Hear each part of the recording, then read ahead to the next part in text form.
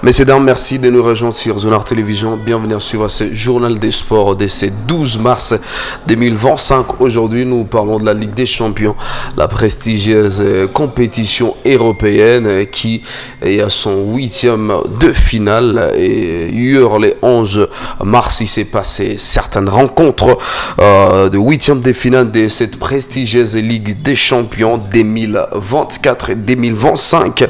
Et donc, cette prestigieuse a livré les 4 premiers matchs retour des rencontres où le PSG a d'ailleurs remporté à Liverpool et arrache sa qualification pour les quarts de finale de la Ligue des Champions au tir au but grâce à Gianluigi Donnarumma qui a été exceptionnel durant toute la rencontre et particulièrement lors de la séance de tir au but avec un but de retard au moment de se présenter à Anfield ce mardi soir. Le PSG est parvenu à pousser Liverpool jusqu'à une séance de tir au but. D'ailleurs, le PSG qui sort victorieux et donc un but à 0 en match aller, 4 buts à 1 en match retour au tir au but. Et donc PSG qualifié, l'équipe de Luis Enrique réalisant un véritable exploit et retrouvera Bridge ou Aston Villa en quart de finale dans le mois d'avril prochain.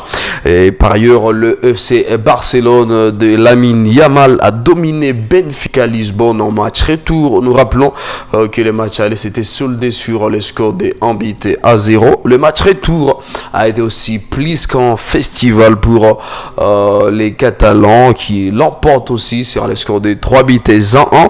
Et donc, c'est là fait plusieurs saisons qu'on n'a pas vu les FC Barcelone en quart de finale de la Ligue des Champions. Les revoilà au quart des finales.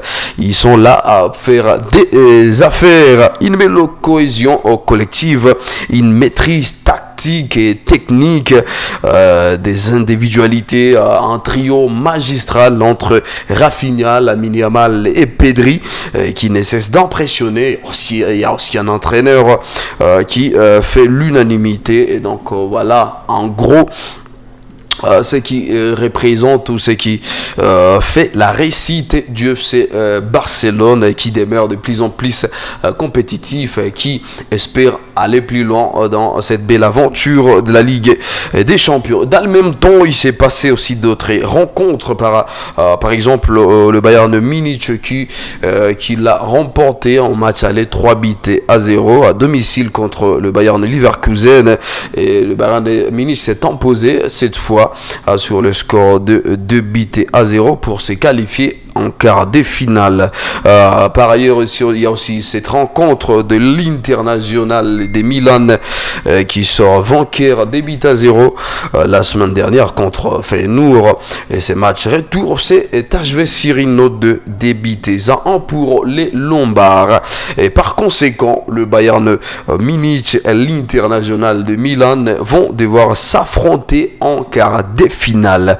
Et donc le vainqueur entre le PSG, le Paris Saint-Germain et Liverpool, comme nous le savons déjà, de vainqueur le PSG, et donc il va devoir défier le club Bridge ou Aston Villa qui est sorti après sa rencontre entre Bridge et Aston Villa, 3 buts à 1 pour les Anglais en aller, alors que le FC Barcelone devra attendre le vainqueur de Lille, Borussia Dortmund, un match à suivre c'est 12 mars. Et donc si on peut vite faire un coup d'œil sur l'affiche complète des matchs à suivre, c'est 12 mars 2025. Il y a aussi très tôt le match entre Lille et Borussia Dortmund, un match à suivre à partir des 19h45. Il y a aussi Aston Villa qui jouera face à Club Bridge. Club Bridge à partir des 22h juste. Il y a Arsenal, le club anglais, qui jouera face à PSV Eindhoven à partir des 22h également. Et plus tard, se jouera le match entre l'Atlético de Madrid et le Real de Madrid. Et donc en duel, en peut dire éternel, et bien évidemment, mais nous espérons peut-être que ce match va porter un spectacle inoubliable. Nous rappelons que le Real s'est imposé à domicile sur un score de 1-0. C'est le tour peut-être à l'Atlético de venger face à cette belle formation du Real de Madrid qui s'y connaît quand même dans la Ligue des Champions, et donc ces matchs nous réservent autant de surprises, et donc je nous invite à vouloir suivre tous ces matchs, et d'ailleurs parce que tous ces matchs nous réservent autant des surprises qu'on ne peut pas vraiment l'imaginer.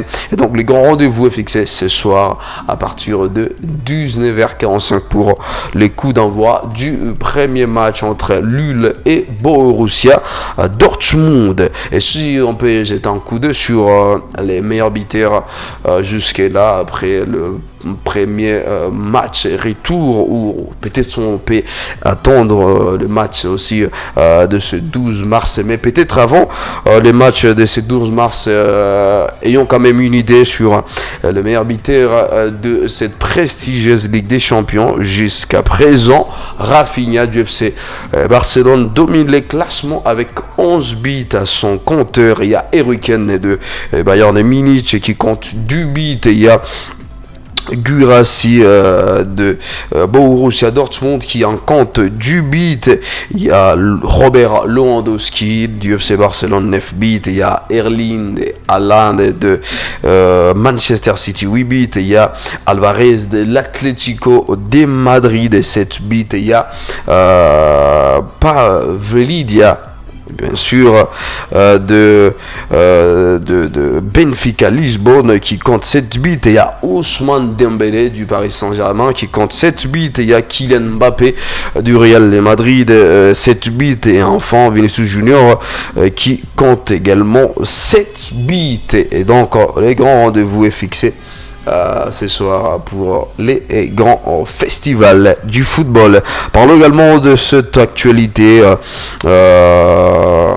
du football africain. Bien sûr, la CAF et l'ACA qui ont scellé un protocole d'accord historique pour les clubs africains. Un tournant majeur pour les footballs africains s'est tenu c'est mardi 11 mars 2025 avec la signature d'un protocole d'accord historique entre la Confédération africaine des footballs et l'association de clubs africains.